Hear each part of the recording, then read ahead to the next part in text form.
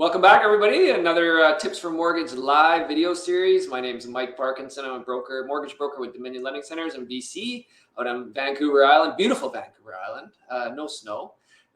Joined by my cousin Jaden Bax out in just outside of Calgary in Crossfield, Alberta, with just a little bit of snow. Hey, Jade. A little bit of snow, yeah. There was, I was trying to teach my boy about shoveling the walk. He's not quite into it yet, so I guess I'll be shoveling the walk for another couple of years. Oh well, that's okay. Just flash a couple 20s. Actually, $20 bills, nothing. Now you'll have to flash Yeah, a pound bill. He might yeah. not even do that. No, that's it. As he won't be. It's not worth bending over to pick it up anymore, right? That's right. I remember when I was a kid and I found a quarter, I was like, oh my God, I can go to the store. Now Yeah, it's like, yeah.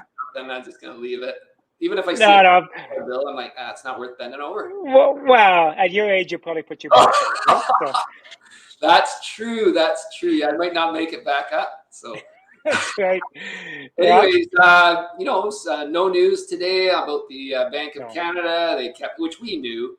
They bring this hype up. It's like, well, they might be increasing. I'm like, yeah, whatever. Yeah, we knew that they weren't gonna. Obviously, we had no crystal ball, but most people predicted that they weren't going to increase, so they kept their overnight rate at 5%. Inflation's still sticky, but it's come down quite a bit. The economy's still resilient and strong. Macklem talks hawkish about, well, we still may, depending on data, we could still be raising rates. So we're just going to go from there. So what did you think about what he said about all that? Yeah, it's the same old, right? And really interesting the way that he talks about data, right? I was reading something that's kind of tied into interest rates that people don't necessarily tie directly into our problem right now. Maybe they tie it into housing, but immigration numbers, right? So Yeah. they have to have that announced by November 1st, what their immigration targets are, and it's expected the Liberals will come out for kind of what their targets are for the next 3 years.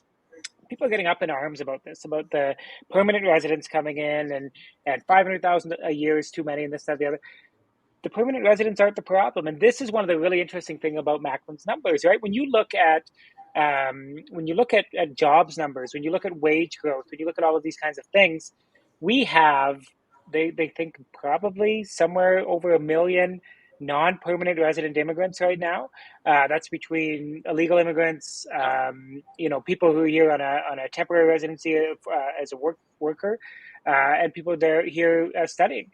And when you study, you can also enter into the economy as well. So if you are in a country of 40 million people, and your estimation of the workforce, because most of those people who've immigrated are in working age, there's some parents and grandparents visas and things like that, but your estimation of the workforce is at least 1 million smaller than actuality. Don't Yeah. you think that skews your number in a country like you're chucking yourself off by at least 2.5% there right off the bat? Doesn't that alarm some people that these economists are admitting that they don't know exactly how many Canadians or how many people in Canada at any given point, but they use these numbers to justify raising rates like they have 10 times over the last 18 months. Yeah, it's frustrating, Jay, when you between the Fed or the Bank of Canada or any other central banker. Oh my God, it's like Powell. He's hanging on to these JOLTS reports that are so skewed, and he's just hanging on to everything to hide behind everything to keep the rates higher for longer. And that's what he's going to do moving forward. And we just talked about this. We don't think that there's going to be any decrease movement in rates until there's like some sort of systemic crisis or something. Yeah, they'll eventually come down, but they're not in a hurry. And if things continue to look the way they are, or they get these skewed results, statistics coming in, they're just going to keep playing the game. And it's like the economy's strong. Well, seriously, it's not. Like if you look forward, even the Canadian economy, and they know it, that it's weakening, it's getting weaker and weaker. And that's what they want to happen, right? They want to get unemployment up. They want to get the economy weaker. They want to get inflation down. So I don't know what your thoughts are. What do you think is going to be happening to inflation maybe in the next 3 to 6 months? Well, I think definitely back within that. One thing that everybody's going to remember, there is a window of 1 to 3% that they want to keep it in, right? And so, absolutely, I think, in my opinion, by end of year, with the base rate effects and everything else going on, we're down below 3% again. Yeah. or at least early 2024, and which is within the mandate, even though they're pushing for this hard too, right? So I see that happening. I see that some of the pressure being put on the Bank of Canada has maybe not been put on in the past, and he's coming back out and Macklin and saying, well, we're an independent organization. Please don't put political pressure on us. But we've had several premiers come out and say, okay, maybe enough is enough. Christian Freeland on our last rate announcement saying, well, thank goodness that there wasn't another rate hike. Even though I don't want to influence either way, I'm very happy that there wasn't another rate hike. And there's a senator putting forward a private member's bill that would maybe expand the mandate of the Bank of Canada to not only include inflation. Inflation doesn't necessarily have to be the be all and end all, but look at the overall well being of the economy. Because right now, what Macklin is doing, I think he's going to go way too far. But it's going to be effective in doing what they want to do, which is pushing inflation down as quickly as possible. Well, I get that. I get that bringing inflation down. It's hurting people. But here's my worry is that they're not look forward thinking into economic growth. No. So let's say next year, or I don't know, just for giggles, let's say 2025, you get back down to the 2% range. But the economy really starts tanking because they're not putting any money into future growth. And that's the scary part for me is that, okay, well, let's get it down, but are we going to go down like down further than they want? And then what, right? Because I don't know. There's just so many options that could happen. It's a lot of manipulation.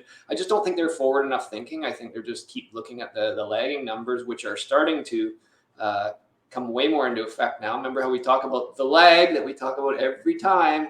Well, now, we're pretty much 18 months or so into the rate hikes, and it's starting to really take effect, and it's just going to get worse over the next 6 months. Don't you agree? Yeah, absolutely, and then that's like you say, inflation is something that needs to be fought, but deflation is also a terrible thing for an economy, and it's tough to fight your way out of both of those, right? And so, we I think we both kind of feel that we're at a point now with the action that the Fed has taken, the Bank of Canada has taken. I think we're both a little bit maybe more pessimistic than some of these economists who are talking about, a soft landing, small recession, these kinds of things. Both believe that we're going to have something that is catastrophic in the economy. We've already seen some of the major banks in the United States fail. People forget that that's 9 months ago, and then it gets papered over because money gets moved around to make sure there's not a bank run down there. That is still there. Like that risk of the Silicon Valley Bank. You think they were the only ones buying 10-year bonds to get a little bit of income through there? Definitely not. So there's other things going on there. I think we're definitely on the edge of it. I talk to a lot of the people that I talk to on a day-to-day basis. I'm thinking 2008, 2009, right? Like that's how I personally feel about things. Good news for you if you're in a mortgage is that and you're not redoing right now. There's maybe some opportunity to hit the rates on the downswing or maybe at a lower area. Problem with that is, like you say, Mike, if we keep going the direction we're going, there's going to be a lot of people who are losing their jobs who won't be able to afford a mortgage no matter what the Doesn't rates matter are. what the rates are. And again, we're not saying these are just opinions, right? We're not saying this is going to happen, that's going to happen, but things moving forward, it's just a bit nerve wracking on how they're handling everything and how they're not looking at future growth. And that's how the economy grows, right? I mean, if you don't have, and government spending is keeping, like I keep saying it, it's government spending, keeping things rocking and rolling, right? The way that comes out with these numbers that they're satisfied with or keep inflation high. Like people are hurting. Like these central bankers and stuff, they're not boots to the ground. Like how many clients have you had up for renewal, maybe that have gone from 2.5 now 6.25%? Their payments jump Yeah, $1,000 a month. What are they going to have less each month, Jay? Less what? it's $1,000 a month less Cash cash, right? cash flow. Are they going to spend less in the economy eventually? Absolutely. So, Yeah, I just that's the thing. I don't buy this higher for longer. Yeah, it could be higher for maybe 6 months, maybe a year. I don't know. Again, I don't have no crystal ball, but I'm just throwing reality in there that like in Canada, we come up for renewal, and there's a ton of mortgages coming up for renewal next year and the next year or two. So the higher for longer thing, I get it. They can't say, hey, that's it, we're done, and next one's going to be a rate cut, or things aren't looking good. Then things take off again. That's what they don't want, right? So, but Yeah. I think when it comes time for them to cut, if they have to cut, faster than they want, it's not like things are going to just turn around like that, right? It takes time to get the economy going again. So I just Yep. worry that they're kind of going too far, like you mentioned, and then it's going to be really hard to steer back into some growth again. So Absolutely, and that's why when you're making decisions right now, it's really important to look at all of these factors, right? So, some people are seeing up against the fence right now. They need to refinance. It's not a great refinance environment if you were locked into a rate that's lower from a couple of years ago, but sometimes you need that, right? Or you need a HELOC or things like that. What we talk to a lot of our clients about, sorry, is that what is your reason for refinancing right now, right? So, are you going to finish the basement?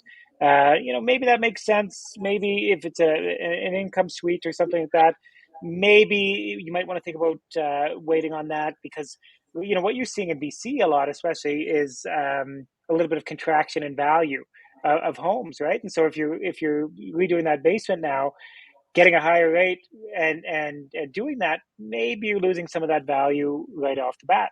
But on the other hand, if you got some of this crazy credit card line of credit, rolling that over into a HELOC or into a new mortgage, the timing might be good on that. And we can talk about how pushing yourself out from 15 years to pay off your mortgage out to 30, even though you're in a crappy rate, it might just give you a little bit of leeway to survive now, right? So it's cash flow, talk Jay. to It's cash flow, and it's a, sorry to cut you off there, but it's a short term solution. yeah, I always keep saying to yeah, people, you have no choice. You're renewing now. You got to do this now. Let's get you into the best yeah, short term solution, hopefully, that yes, we can. Again, like we love to say our opinions. We do study a lot of this stuff. We're here on the ground. We see what's happening. Rates are eventually coming down. We just don't know when and how much. And I think there's a lot of strategies around that to get you maybe locking in long term. If that's something you have to do, that's so that just you can't sleep at night unless you do it, then totally fine. Just make sure you're in with the right lender, that in case rates do drop like we think, the penalty is not so big. So give us a call, Jaden in Alberta, and Mike Parkinson in BC. Love to chat with you guys anytime. We're here for you. Give us a call if you want a second opinion. If you want to just run a scenario by us, we're pretty easy to chat with. So with that, you got anything else to say, Jay? no, congrats to our adjustable clients. It was a good day for you guys today. Away we go, and we'll see you all next week. All right. See you guys next week. Take care.